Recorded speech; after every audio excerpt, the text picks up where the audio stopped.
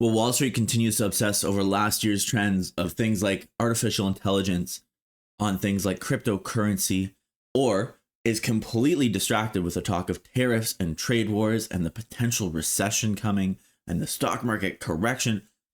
There's a story going on in Canada that people don't seem to notice, and it's going to create a gigantic amount of wealth in the next couple of years. It all has to do with infrastructure, and it all has to do with taking Canada's resource industry and supercharging it.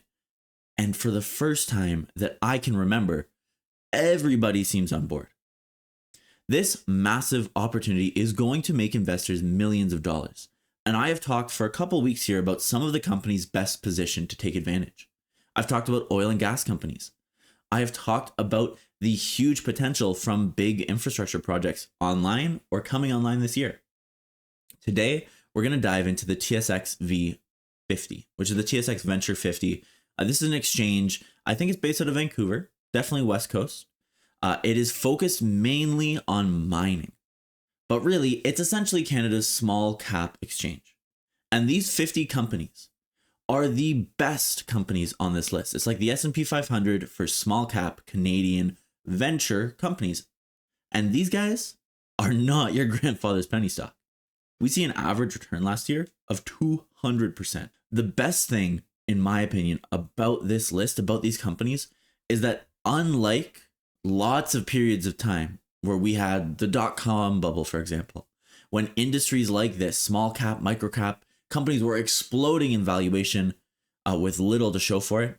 Even think 2021, when we saw so many small cap companies just explode. The TSX Venture 50 has essentially been drowning since 2016. I mean, the whole exchange has essentially been in trouble. Back then, mining companies were dropping dead. And the companies who survived, who are now making the list as the 50 best companies on this exchange, have weaponized efficiency, they've leveraged technology, and they have put themselves in a position to survive through the hard times. Now let's talk about what might happen during the good times. Now, I mentioned last year we're looking at an average return of 200% for these companies. We are not looking at the kind of valuation that would show that.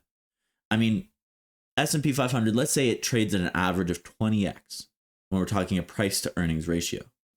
And obviously, depends on the time, depends on if the market's really hot or the market's cooling down.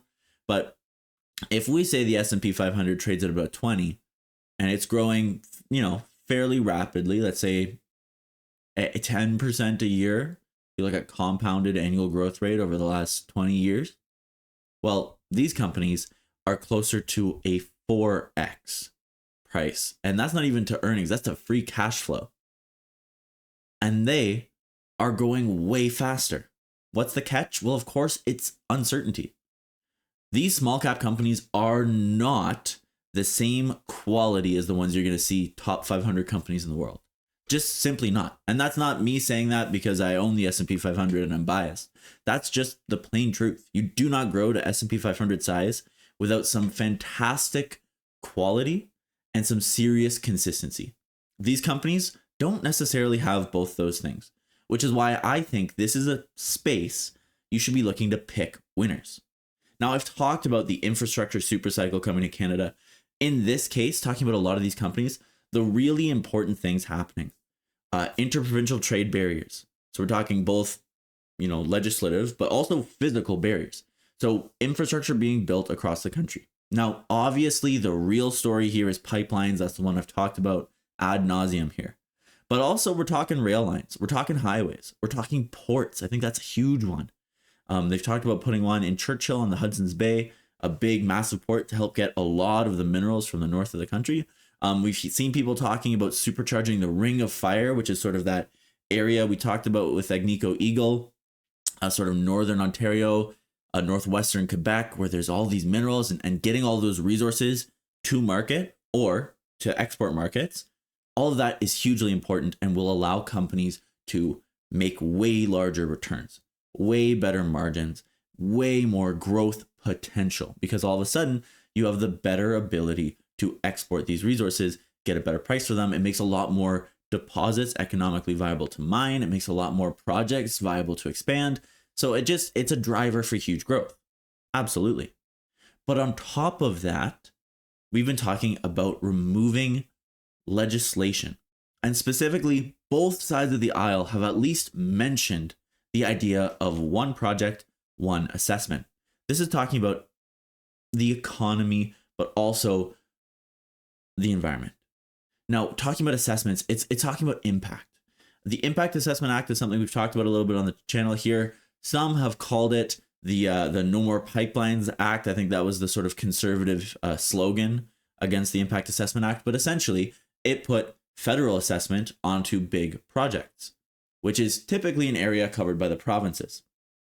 A lot of huge sort of headbutting between politically aligned people and political figures over this whole conversation. But recently, we've seen both sides of the aisle say, hey, one project, one assessment, which means that maybe just the provincial assessment gets done and the federal government moves out of the way.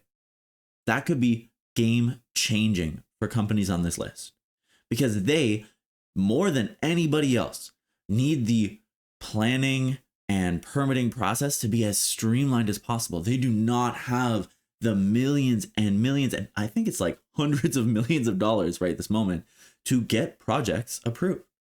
They do not have those resources, and so they haven't been able to expand. But now, all of a sudden, a lot of these projects that have been held up can be done. And you're going to see some of these companies grow massively. So the question is, which ones? When I'm looking at this as an investor, I'm looking at a couple key things. And I think that's also what you, if you're considering these companies, should think about. Number one, does the business align with my projections? So my thesis has been that an increased emphasis on infrastructure, an increased emphasis on natural resources, political support, and popular support is going to revolutionize our resource space. So obviously I'm looking at resource companies, but specifically I'm looking at a couple key things. I want to see companies that have just drilled in efficiency. They have used technology. They have used smart decision making. They have used efficiencies and streamlining and all of the possible tools at their disposal to become efficient during the hard times. Because that shows me that they can remain efficient and be cash flow positive in the good times. As they grow, if they are starting from a spot where they're incredibly efficient, they're a solid cash flowing business, that's a lot more comfortable than a company that's sort of shaky, all of a sudden expanding dramatically. Also, there are going to be companies on this list that are doing projects that you don't believe in, and you should be considerate of that. For me, critical minerals is a space I'm really interested in. Gold is a space I'm really interested in. Energy, and I'm not just talking oil, but just energy in general. What about uranium companies? That's a huge potential. So I'm looking at companies that might be in that space. I'm also thinking about technology. In the last couple of years, and specifically last 10, since sort of we've seen so many mining companies falter, technology companies have become a mainstay on this list. So what are they doing? Is their tech marketable? Is it going to make it big market? Is it going to fit into the space? Does it bring a real competitive advantage? That's the kind of thing I'm looking at for those tech companies. And then finally, balance sheet. Can they survive for as long as it might take for this growth to be realized? The thing about big shifts like this is that while all of the news happens right away, infrastructure is the slowest thing on the planet. And here in North America, and particularly in Canada, we are not about to suddenly move the way that we've seen China build infrastructure, for example, or even the way we've seen some European states build infrastructure. We are colossally slow at building any of these huge projects. And while I am incredibly hopeful that maybe we'll see things change, I don't want my entire portfolio to depend on that.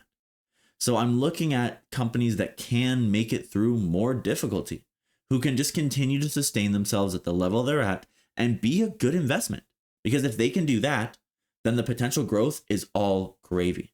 That's part of the reason I've been so focused on oil and gas companies, because they are able to just return funds to investors at current oil prices with the differential in place.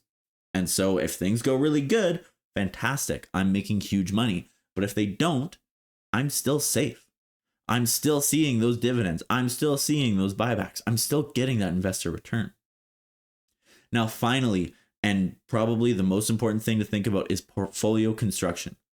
These are small cap companies. I've talked about this a couple times, but I do want to just be very blunt. They are not proven S&P 500 large caps. There are companies on this list that will probably be down this year and might fail over the next couple of years. And so if you just go out off this video and start buying up every high risk, high reward mining company in Canada, that might not be the kind of portfolio you're hoping for. So keep your allocations reasonable. Don't invest most of your portfolio into small or micro cap mining companies that have not proven they can return free cash flow, they can be profitable, they can grow for the long run. Don't do that to yourself. Instead, use this as a satellite position, something to add on to your main core portfolio that can provide you with just that extra supercharge of growth over the next couple of years. If you put a couple percent into something, 100, 200% boom will move your portfolio significantly. But a crash isn't the end of the world. And I think that's really where you want to be from a positioning size. So that's about all I have for you folks today. Really, really interested to keep talking about this story. I'm going to do a video this week talking about sort of the overall picture that I'm seeing develop with what I'm going to call the infrastructure supercycle. I'm just so interested in this. And I think it's a fantastic time to be a Canadian investor because we can see this coming at a time when very few other people are in this space. Really interesting stuff going on. Hope you enjoyed the video, and I'll see you in the next one.